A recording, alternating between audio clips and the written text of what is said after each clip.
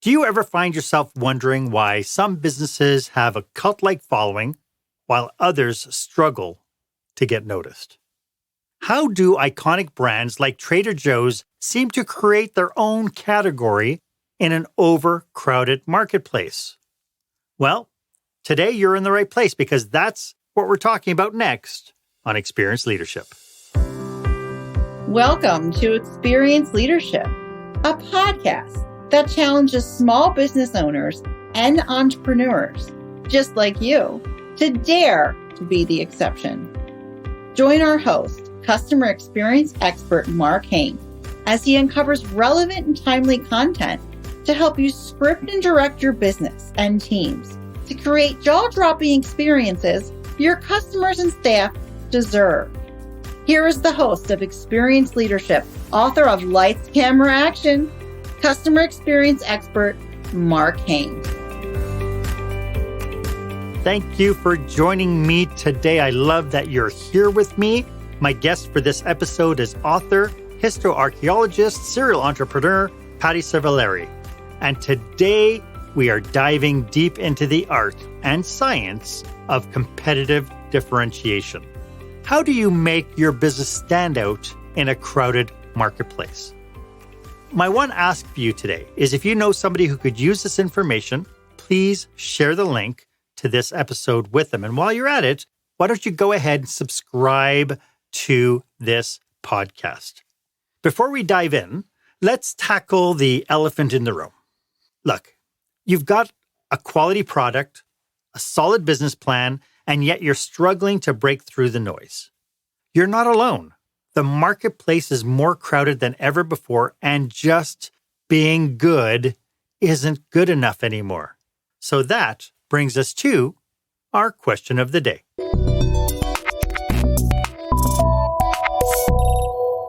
How do you go from being one of many to being the one? How do you create not just customers, but raving fans who choose you over the competition every single time? I'd love for you to be part of this conversation. Why don't you go ahead, share this episode on your favorite social media platform, hashtag it Experienced Leadership so that I can see what we're talking about. Hashtag Experienced Leadership, and we'll get into the conversation together and with our community. I have to say, if those kind of questions are the ones keeping you up at night, then stick around because today's episode could very well be the game changer you've been waiting for. Today, prepare to be truly inspired because I have a very special guest today. She is a true Renaissance woman whose journey is nothing short of extraordinary. I was having such joy talking to her before we went live. My goodness. I mean, the level of experience that our guest today has is amazing. Imagine for a second spending 2 decades exploring the world through the lens of archaeology, becoming a master in both history and in travel. Now, blend that with the skills of a professional photographer and a writer. And what do you get? You get an author and an entrepreneur who's created a whole line of travel books and accessories and stuff that she talks about all the time. But then came the curveball, of course, nobody saw coming. That was COVID. The global travel industry worth $13 trillion shut down for 2 years. And like so many, Patty Civalleri found herself at crossroads needing to pivot and redefine her path. And pivot she did when the opportunity came to work with Joe Coulombe. The founder of Trader Joe's came knocking on her door. So if you think she's just a one-trick pony, think again. We will uncover Patty, because she is a National Geographically-trained photographer, a classic pianist, a Renaissance art historian, a former professional singer, and a serial entrepreneur, all in one package. Talk about wearing many hats and mastering them all. Patty, welcome to the show. I am so thrilled you're here. Wow. I'm looking around trying to see who you're talking about. Thank you so much. It is such a pleasure to be here with you today, Mark. Likewise. Hey, I am so curious with your background, being an archaeologist, writing a bunch of travel books. What led you to working with Trader Joe's? Well, I knew Joe for a couple of decades socially. It wasn't that we were best friends, but our social circles crossed over. And a couple times a year, We would attend the same events, and over time we got familiar and eventually had conversations, and over the years, got really friendly. And when COVID hit and I was thinking, gee whiz, I'm out of business completely since I was in the travel industry, I was really lucky because I was kind of given Joe's writings and, kind of a big stack of paper. And they said, can you do something with this? Can you help us push this in the direction of getting it published? So we did just that. We whipped it into shape. We made it pretty. We did all the editing and sold it. And HarperCollins is our publisher, signed a contract with HarperCollins. And right after that, within weeks, Joe passed away. And I thought, wow, we had just spent all these months on this project. How am I going to do this without Joe? And because I wasn't on the inside track, I never worked for Trader Joe's, but I had been through that book and had so many conversations and participated in so much where Trader Joe's was concerned, at least from the outside, and had so many friends on the inside that after I was, past the fact that he had passed away and gotten over that, it occurred to me that nobody else is going to carry this legacy forward, his story, his book, except me. There was nobody else that we had. And so this has been my journey, and I've been really enjoying it. Love it. For the people who might not be in the United States, who've never heard maybe of Trader Joe's, can you talk a little bit about what Trader Joe's is and kind of the challenge that Trader Joe's kind of realized that they had and and we'll talk about how they propelled themselves out of that problem. Sure. Trader Joe's is a boutique grocery store. I believe there's over 550 locations nationwide now in the continental United States. That's Googleable, so you can find out the exact number on any given date. But the way there really is a Joe. Joe set it up because he was a different, quirky kind of guy, and he wanted to set up a store that wasn't regulated, that wasn't the same basic footprint as all the other grocery stores that were out there at the time. And once he got started, he found that it was a really difficult path to create. But he identified his market as being the, quote, overworked and underpaid market, which is what he called that market segment back then. And he created an organization with unique, high quality goods at a fair price. And that was always his goal. I love it. And so that in itself was probably, I'm sure that people in the grocery industry and the retail industry were looking at him going, what kind of crack are you smoking? For the way that he was doing it. But at the same token, I was talking to my wife when I was saying that I'm going to be interviewing you today and that you had a connection to Trader Joe's. She was like, I love Trader Joe's. I remember when I went to Florida and she has a whole story in her own right about Trader Joe's, even though that we don't have it where I live here. So it's brilliant that he's created that kind of a connection. Today, we're talking about this idea of differentiation. Mm-hmm. I mean, you're a world traveler. Why is this such an important topic for businesses today? Because the competitive noise out there is so loud. We have to find a way to separate ourselves from the pack. We can't do that by being just like everybody else. So we have to find ways to differentiate. And I know that everybody, as an entrepreneur, I know that many times in my journey as an entrepreneur, people have said, yeah, you've got to find a way to differentiate, to separate yourself from the pack. And that's all well and good, but nobody really tells you, okay, that's fine, but how do you do that? So I think that's what we'd like to talk about today is how did Joe do that? How did he pull away from the pack? And how did he make it such a strong, why was his vision so strong? And how did he pull away from the pack and differentiate himself? And then how can we take Joe's principles and strategies and migrate them over to whatever product or service that you have, whatever your business is. So that's kind of what we're going to talk about today. So I'll give you a little bit to think about.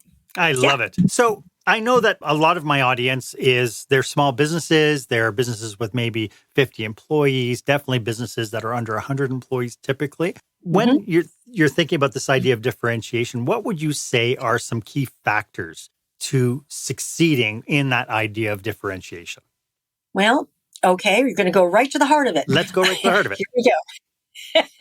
Okay. So basically, Joe defined what he called his pillars of differentiation.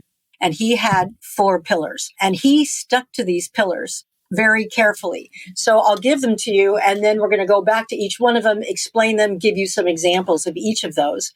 And then we'll figure out how we can then turn those into yours. So his 4 pillars of differentiation, and these are just Joe's. They're not necessarily yours because your business is going to be different.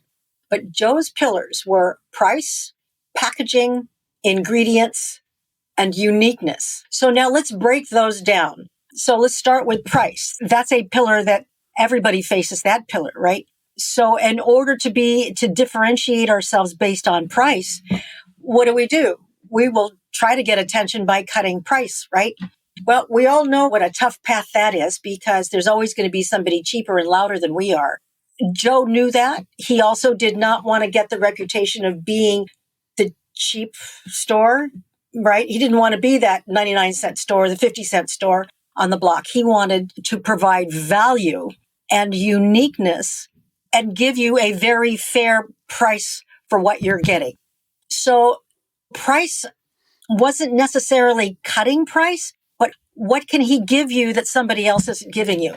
Now, to give you an idea of what Joe was up against back then, now we're looking at the 60s and the 70s, right? And so many things were regulated. Most all of the dairy industry was regulated. Milks, cheeses, right?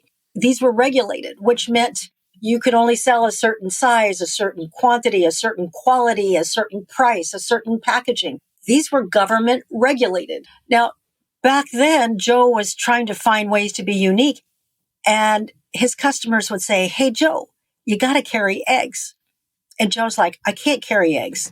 Everybody else carries eggs. Nobody's going to come into my store to buy an egg when you can buy an egg everywhere else." But he still got, "Joe, you got to carry eggs. You got to carry eggs."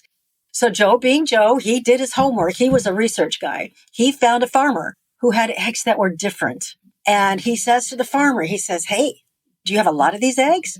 And the farmer says, "I got plenty of these eggs. Now, I don't have enough eggs to supply the whole grocery industry, but I certainly have enough eggs to supply your stores, Joe." Oh, of course, Joe lit up like a light bulb because that's what he was looking for. He was looking for a different product that he could carry that the other big grocery stores could not carry. So what do you suppose was different about these eggs? Any idea? Were they ostrich or quail eggs or? No, they were square. Just kidding. Not square. They were not ostrich or quail. They were chicken, Okay. but they were extra large eggs. Now, remember, there's not enough extra large eggs anywhere to be supplied to the whole grocery industry in the United States. So the eggs that were being regulated were the eggs that were in supply, and those were what we would now call medium eggs. And Joe found these extra large eggs, made a deal with the farmer who happily provided Joe with these extra large eggs that Joe was then able to package and sell for the same price that the grocery stores were selling the medium-sized eggs for.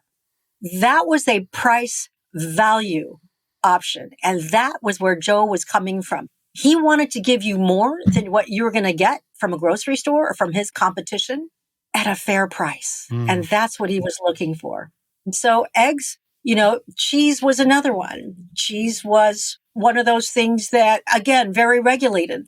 And back in the 70s, everybody had those little pots where you'd put a fork in and you'd dip it into cheese, a fondue pot. Mm-hmm. And fondue pots were just all the rage in the 70s. And people were saying, "Joe, you got to carry Swiss cheese." And Joe says, "I can't carry it. You can buy Swiss cheese everywhere. Why should I carry it?" Joe sends his guy, Leroy Watson, back to a cheese factory. And Leroy works with the cheese guy back there and learns that when they cook the cheese that bubbles up in the middle is the cheese they scoop out and put it in something cold really quickly so that the bubbles don't have a chance to escape before the cheese hardens, and then when they slice it, all the bubbles, that's why there's holes in your Swiss cheese. But there was the other part. There was the cheese that was around the edge of the pots. The guy would scoop it out and he'd put it in, another large vat. And Leroy would ask, "Well, what are you going to do with that cheese?" And the guy says, "Well, we're going to put it in B markets like schools and, large organizations. And Leroy said, is there something wrong with the cheese? And the guy says, no, you saw for yourself. It's the same exact cheese. It just doesn't have holes in it. And Leroy thought, perfect, high quality cheese. Can we buy it? So out comes the train to California, to Trader Joe's, and filled with Swiss cheese without any holes in it. Trader Joe's packages it in little packages that they called closed eye baby Swiss. And it sold like hotcakes. And again, they were able to sell it inexpensively and, less expensively than grocery stores. Remember, there's no middleman here, right? There's no distribution middleman here. So Joe can do this. He can get a higher quality product and sell it less expensively and give you a lot of value for your money. It does seem that one of the ingredients then to this idea of differentiation is creativity, is thinking. Oh boy, you really bet. Is thinking about your products, but looking at it from a different lens and then seeing what you can do with it. Because he could have just put it out there and called it Swiss cheese, but he created its own brand around this closed-eye baby Swiss. Exactly. And Joe he felt he did see the world differently because he was left-handed. Now, back in the day, it wasn't proper to be left-handed. Even if you were born left-handed, you were kind of trained to be right-handed. Mm-hmm. And today, I guess that's all disappeared. But back in the day, he was left-handed and he saw the world differently. And he would hire people that were left-handed because he didn't want people that saw the world the same way everybody else did. Mm-hmm. But back to your comment, and packaging those and calling them, giving them a new name goes to the second pillar. So the first pillar was price. The second pillar is packaging. Now, packaging could mean a couple of different things. Packaging could mean private labeling, which of course we know that Trader Joe's does and has done. Packaging could mean size, package size or package quantity, right? And, that was, as an example, back then, people were coming out of, the big cities. People were getting into apartments in the 60s and 70s. Apartment living was getting extremely popular. And so young people were coming out of college for the first time after the Second World War, and they were moving into the cities, into apartments. And apartments have small storage spaces in their kitchen compared to mom's farmhouse. And by the way, I grew up in mom's farmhouse, so I understand the difference. So packaging, as an example, my mom used to buy the 50-pound bags of rice, 50-pound bags of flour from the grocery store, right? Well, Joe saw that people were coming out of college and they were moving into smaller quarters and felt that a lot of things that were huge needed to be packaged down for people living in apartments. So he would repackage them, give them a new name, put his label on them, but he always loved the funny names. Remember, his market is that market that he defined, which was, again, post-World War. Because of the VA bill, people were getting educated. More people were getting educated in the United States than ever before in our history.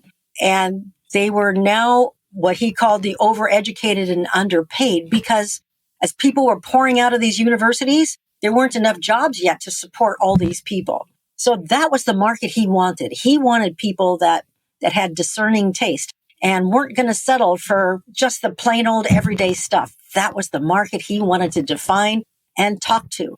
And he gave his packaging really fun names like Closed Eye Baby Swiss, or, I don't know, Shakespeare's something or other, or, Beethoven's Fifth. And for Joe, these fun names were sort of like his way of secretly communicating to his customers through his packaging. And it was something that he took great pleasure in doing. It also doesn't sound like he took himself so seriously that he had to be ultra corporate and ultra, this is what everybody else is doing, so I better do it too. And that's exactly what he was fighting against. Yeah. This is fantastic. So that's exactly what he didn't want, right? Okay, so we have price and we have packaging. Those are the first two pillars. Could we get into the next two pillars right after our break? You bet. So we'll get to it right after this. When the spotlight shines on your business, are customers applauding or yawning? In other words, how is your business performing?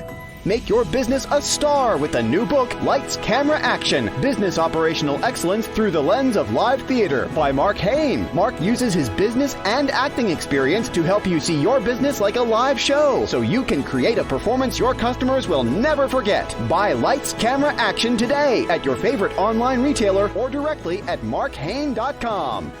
I warned you. I told you that this would be a great episode. I told I you. love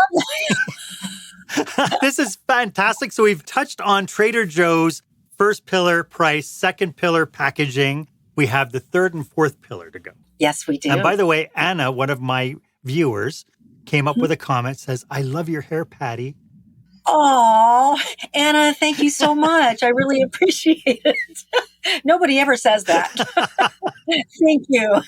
What a sweetie. Okay, the next pillar is ingredients. Now, if you picture back in the 70s, food in the United States was a very different event than it is today. Back in the 70s, we were very proud of our processed foods. We were very proud of the fact that we had canned foods and we were coming up, the microwave was coming out. And so we were coming up with frozen foods and we had packaged foods and we had canned foods. And the really neat thing, and we look back on that now and we're horrified because we actually ate that stuff. But at the time, I know today people want to get very opinionated about it, but at the time, the goal in the United States was to come up with ways through the laboratory to preserve food so that it can survive to feed the world. That was the goal. So when you have food in cans and boxes and frozen, these are things that can transport all over the world into places where people have been hungry forever. Well, it did create other problems that we didn't know about at the time, and that is other healthy issues. A lot of the food that was being created was, had hormones and steroids and, were GMO'd from whatever source. Also at that time, the hippie movement had taken a real serious hold and everybody was flower children, back to nature and back to farming and planting their own. All this stuff was sort of colliding at the same time back in the 70s. And Joe looked at all this and said, you know what? I'm a little old for this, but I kind of like what these hippie people are saying. I like the idea of going back to fresh. So as the supermarkets were stocking up in canned foods and boxed foods and frozen foods, Joe was actually going back to the farm. He was trying to change ingredients. He would take a can of corn and he would have it redone by the manufacturer without all the stuff in it. And they would formulate ways to save things or to produce things and provide things in the store, one item at a time, where they were healthier. And then he worked a lot with local farmers. He worked a lot with California farmers back then and he sort of was bringing that farm to table concept decades before that ever became a concept. And so fresh ingredients, fresh foods. So at the time, the East Coast and other people, Canada, were all looking at us in California because Trader Joe's had a reputation back then. They had gained a reputation of providing all this hippie food. They're like, what are you guys smoking out there? You guys don't do anything. You're all a bunch of hippies. You hang out on the beach. You eat corn off the cob and beans out of the field. You guys can't be taken seriously. But a lot of this did have to do with Joe's influence. And so at the time, Joe was not being taken seriously. And there was a lot of flack from other parts of the country about, what a hippie he was. Believe me, he wasn't a hippie. Now, before we get into the fourth pillar, I wanted to tell you that in the background of all this, Joe he identifies in the book very clearly 3 separate phases of his business. And the first phase of the business he called it Good Time Charlie. And that's when, he originally thought his stores were going to be like a place where a guy can go, right? Because women always did the grocery shopping back then. But he wanted a place where a guy can go. And so he'd carry things like girly magazines and bullets and, and all kinds of things that were, that he had tried out to see what would work. Well, of course, over time, he learned that many of these items didn't work. He found out that many of his shoppers were still going to be women, whether they were educated or not. But he still wanted to come up with some interesting ideas. After he grew out of his good old boy phase, he grew into what was called his whole earth Harry phase. And that's this phase in the 70s where his ingredients started to become healthy, where his products became healthier. He was working with farmers, and he got this reputation of being a hippie. And that was his whole earth Harry phase. And he was kind of in his 30s. After he got through his whole earth Harry phase and he had converted his stores and his customer base into people that really were appreciating and wanting healthier foods and healthier products, he sort of got into his next phase, and this was his business phase. And this was what he called his Max the Knife phase. And he talks about, this is where he's a little bit older now. He sharpens his pencil, and now he lives by a balance sheet. Okay. So now we're going to go into the fourth pillar. So we have all these things happening in the background, right? We've got the hippie movement going in the background. We have all these educated people coming out of school and just growing this new customer base that, today we call that customer base the middle class. But back then, it wasn't so much. Then he was aging, right? He was going from his 20s to his 30s to his 40s, and he was growing out of his hippie years and getting into his serious business years. At the same time, we move right into his fourth pillar, which is his pillar of uniqueness. Uniqueness, uniqueness, uniqueness. Now, from the very beginning, remember, he had started Trader Joe's with that sort of tropical island. I'm going to be sort of like a trading ship going around the South Pacific and bringing back exotic foods and spices and ingredients. And everybody in the store, all the workers are going to wear Hawaiian shirts, and we're going to have tiki stuff all over the place. So unique was visible to the eye when you walked in the store, but he was thinking in terms of uniqueness of product. In other words, he didn't want to carry the same products that everybody else carried in the world. Now, another good example of this, and he's got a million cheese stories because Trader Joe's has done so much with cheese, but one of my favorite is when, people just kept pushing him hard to carry cheeses. And again, cheeses were regulated back then. And by the way, cut me off if I run over time. But cheese was regulated back then. The dairy industry was regulated back then. And so, he couldn't really select a cheese that was sold in the United States because he'd end up having to have the same product that everybody else had. So he sent his guy over to Europe to go find a new cheese. And Leroy found some new cheese, brings it back. It became a total favorite. And at some point, Trader Joe's was the largest distributor of this cheese in the United States. I don't know if that's true today or not, but that cheese is a cheese we've all grown to love. It's from France. It's called Brie. And when Joe brought it back to the United States, he was able to package it and sell it for less than the grocery stores were selling Velveeta cheese. And Velveeta cheese, as you know, can't even be called a cheese. It can only be called a cheese product because it's a fake cheese. I don't know. So again, giving you something better at a very fair price was this sense of value that he had, that he wanted to give.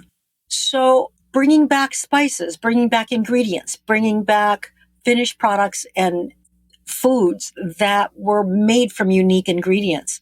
Joe was really big in this department, going all over the world. And you can still see it today. Anytime you walk in the store, there's food from all over the store, all over the world. But you can see all four of these pillars.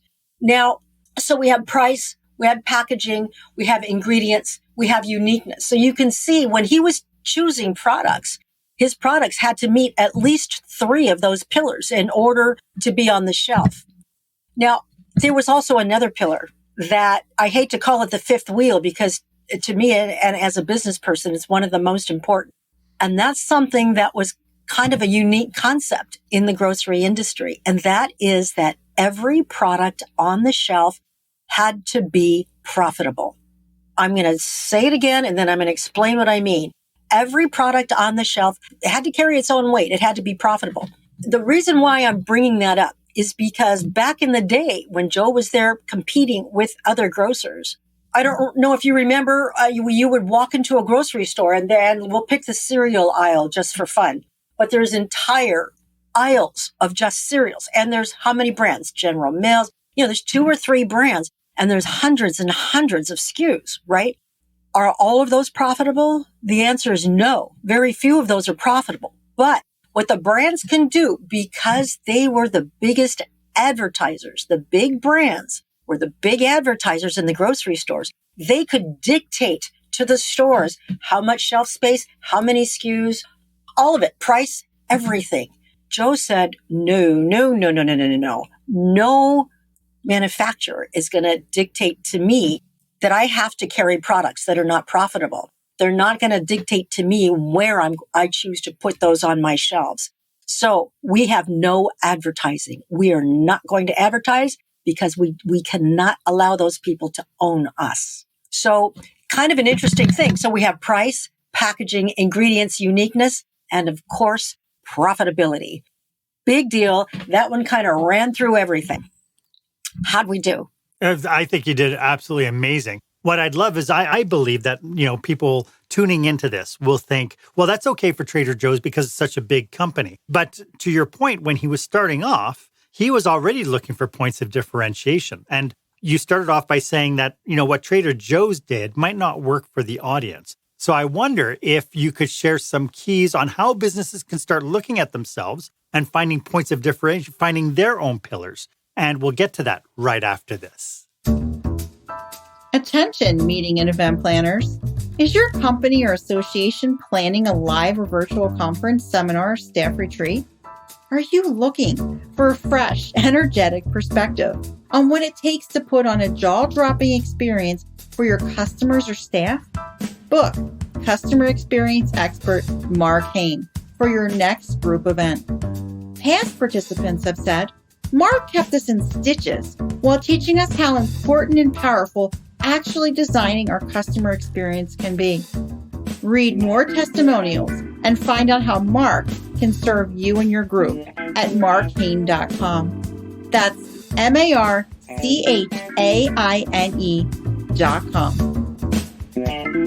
Welcome back. I am speaking with Patty Civalleri, and we are talking about Trader Joe's and kind of their uniqueness. I mean, it's obviously Trader Joe's didn't play by the book when it came to retails. And, I think there's this idea that, to your point, businesses had to play by the rules, but Joe figured out different rules that he was able to look at. So even though cheese and dairy were regulated, he was able to look at different aspects of that and say, well, why don't I go and jump outside of the rules and figure out what I can do? And so is there any kind of magical thing about this idea about breaking rules? And do you think that they effectively can break them within each niche? Or what can we learn from this?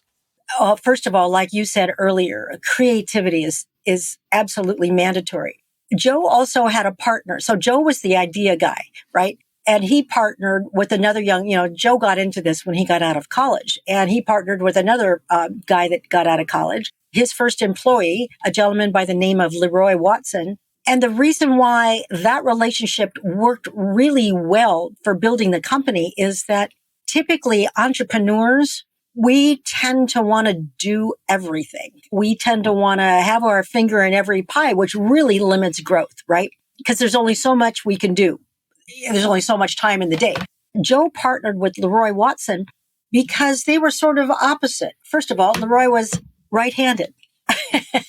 One of Joe's few right-handed executives. But as Joe was this concept idea guy, Leroy was the executioner. Joe would say, hey, Leroy, I've got this idea. Leroy would, boom, he would be the guy that would go off to France and find that cheese. He would be the guy that would go off to here and there and figure it out. He made things happen. They needed to open new buildings and facilities. Leroy was the one that reached out and, searched for the real estate. Leroy was the guy that made it happen.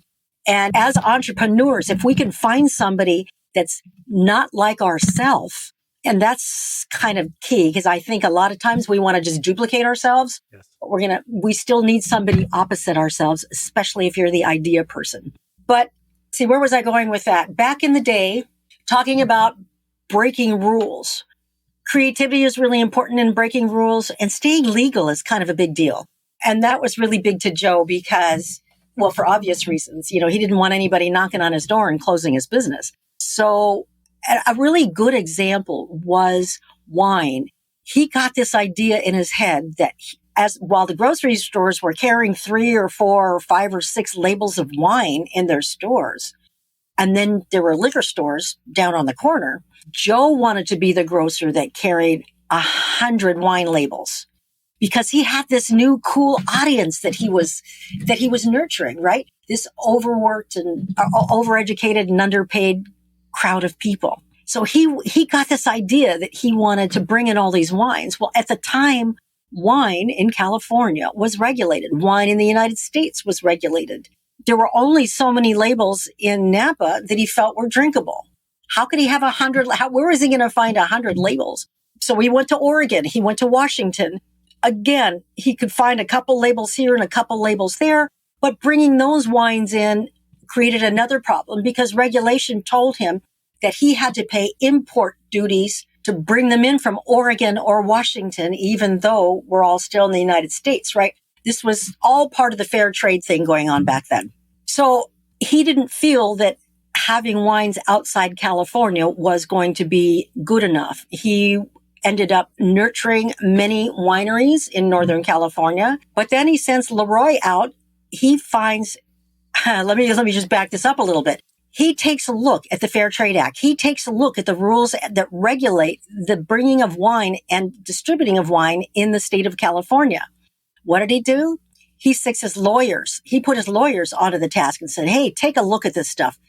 Tell me, can we get away with anything? What can we do here? And it really wasn't a getting away with thing as much as it was finding a loophole. And they found one. In the book, what are his words? He says, we found a loophole in the law, and by God, we drove a truck through it. He sends Leroy to Europe and says, bring us back some of that fine European wine. Remember, products from Europe, from any other country, cannot be regulated by the United States. We can regulate our own products, but we can't regulate other people's products. Wine was not regulated. Guess what they did? They brought in Chateau Lafite from France. They brought in wines from Germany and from Italy and from Spain. They brought in, the New World wines, Australia, Africa, South America. Those had not been developed yet. But European wines, he brought them in. California wines, he was developing and bringing those in. And eventually, those import duties, bringing them in from Oregon and Washington went away, and he was able to bring those in as well. They worked, Trader Joe's worked with Australia, with Chile, Argentina, South Africa, to produce wines that work for the American palate, because wines are different all over the world, and everybody's palate is different all over the world. So when it comes to finding a way to sort of break the rules, you can break the rules, but you need to really do your homework. And Joe was the homework guy. So hopefully that answers your question. It's amazing because I have a theory, and this is something I used to challenge because I was a change catalyst in hospitality. An idea came to the forefront that really looked good on the surface, and then you had all the naysayers saying, oh, no, we can't do it, we can't do it, we can't do it. I used to challenge them by saying, if it's not impossible, what will it take? And it seems like this was at the core of Joe's DNA.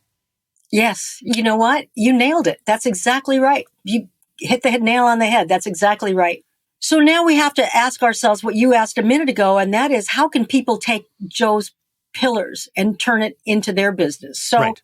Maybe ingredients, maybe they're not in the food business. So, ingredients is not going to be one of their pillars. Maybe uniqueness can't be one of their pillars because maybe they're in a service business instead of a product business. And maybe they're doing something like selling real estate or selling insurance or things like that. Those you have to think about a little bit differently. Obviously, if you break down your levels of service and the levels of service possibilities, those can become levels of uniqueness for you if you're in the service business, right? Obviously, you might be a little limited on price, but what about packaging? And again, it depends on the industry. Can you package things a little bit differently? Can you provide things? You're selling homes, wherever you're selling homes. What are people asking you for? What are your customers telling you? What are you hearing over and over again that are sort of pain points for your customers?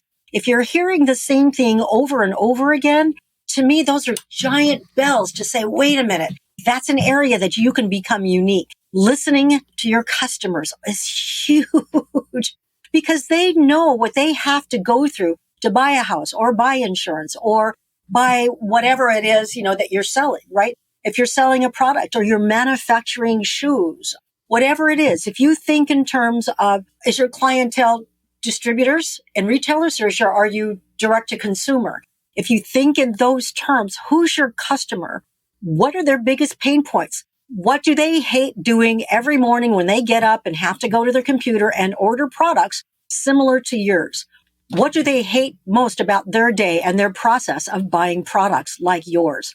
That's what you want to solve. Those are how you can define, listen to their voice, talk to them. They will tell you. People love to tell you their complaints, right? Everybody loves to voice their complaints. They're going to tell you. And each one of your customers know what's wrong with your business. Absolutely. From their perspective, right? Yes, absolutely. Not just your business, but buying products like yours. Yes. Right? Buying from your competitors. Why did they come to you? Why are they going away from you? They all know why. They all know. I mean, everybody finds a new vendor or changes products because it's hitting a new pleasure point for them, right? In their psyche. It's a little bit easier to acquire. You know, it tastes better. It fits better. It's better quality. It's got a better value. It's whatever it is.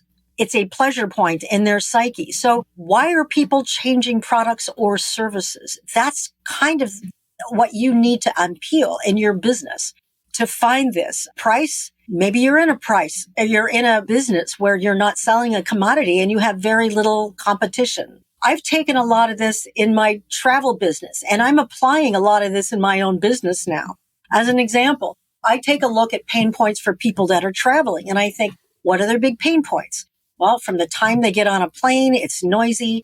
They get off the plane, they're exhausted. They've got no idea where they are. They're totally lost. And, you know, being a travel author, I'm thinking in ways of, I'm not just a travel author. I'm somebody in the travel industry trying to provide solutions for people that should be buying my products. But how can I do this differently?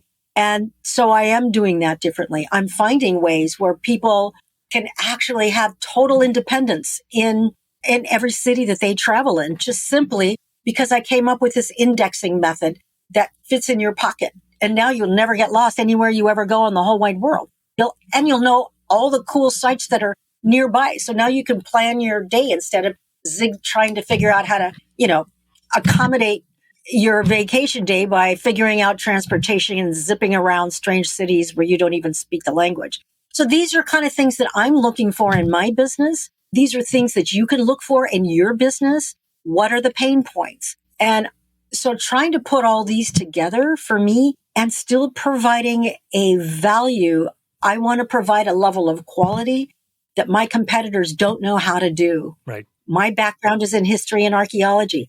I can write about ancient cultures like none of my I don't care how big they are. None of them can write about them like I can. And they haven't. So that's a nice big gap in my market. That you can serve. So yeah. So I mean, so if people want to go a little deeper than just seeing the surface of like Italy, I'm your girl. Get your book. So they have to get your book on Yes. Italy. You know, it's interesting, Patty, that you're talking about, because we're talking about Trader Joe's, but, as you're talking about this, I'm thinking of other, like, if you Google the huggable car dealer, we have the huggable car dealer, which is a used car lot. And he found a niche of being able to serve families in such a way. And if you Google him, he talks differently from used car salesmen. His whole team acts differently around it. He's created his own pillars around this. So I challenge anybody who's tuning into this saying, well, that's good for him. It won't work for me. I think if you can get creative, if you can bring your team in on it and say, how can we differentiate from what other people are doing and then have a little bit of fun with it? My goodness, things can happen like crazy. Yeah. So it's just really listening to your customers and understanding their mindset. Be your customer. Go somewhere and buy products that are similar to yours, but buy them from your competitors. Yeah. Why are you saying, no, I wouldn't buy this product? Why are you saying, no, I wouldn't buy that product? I'd buy my own product. Why? If you go into a store, be your customer. Yeah. And that's a huge secret. That's something that I wish more people would do, is just go out and be your own customer, even in your own stores. Patty, this has been a fabulous conversation. Do you have any last thoughts about what we're talking about today? Maybe a couple of cautionaries? Yeah. Don't give up. If you know deep in your gut you're on the right track, don't give up. Pretty much everybody around you is going to do what you just said. And that is, they're all going to say, nope, can't happen. It's not possible. Understand that the fact that you're an entrepreneur means that you have a way of seeing things and doing things differently than other people. So that separates you from the pack right off. So the fact that you didn't want to go and stand in an assembly line and do the job you were supposed to do when you got out of college makes you unique, because most people think you got to have a lot of guts to do that. You're seeing things differently. Use that. You're unique. You have an amazing resource right there. Use that. Use your heart. Listen. Use your ears. Listen to your customers. Be your own customer. And don't give up. I love it. Patty, thank you so much for sharing your passion and your expertise with us today. Could you just let everybody know how they can get a hold of you if they're interested in crossing paths with you or having you speak at their conference? Oh, wink, wink. I love that. Thank you. I speak everywhere. Okay. So my email is pcivalleri@gmail. And you can see the spelling on the screen. pcivalleri@gmail is my email address. pattycivalleri.com is my website. I'm all over Amazon, and I'm building a new Amazon store. So that'll be stuffed with products before the end of the year.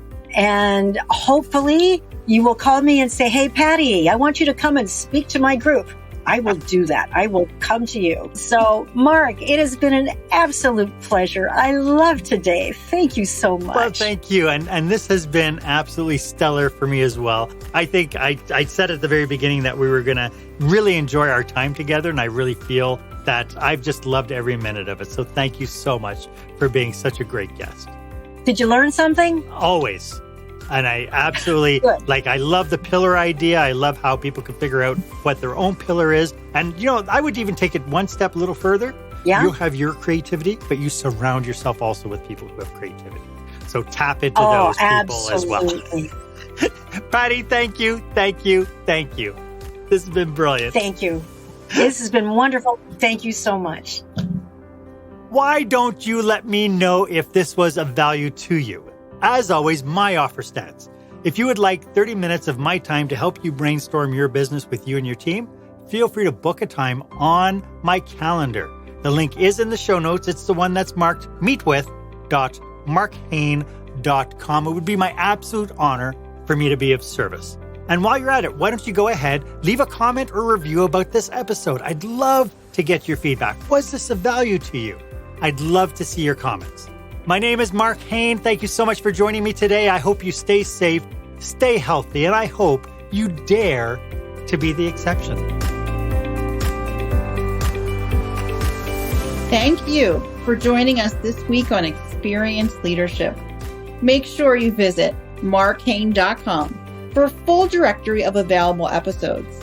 While you're at it, if you found today's content valuable, please share it and tell your friends about the show. As Mark says, knowledge is power, but only if you share it. Be sure to tune in each week for the newest episode. Please stay safe, stay healthy, and dare to be the exception.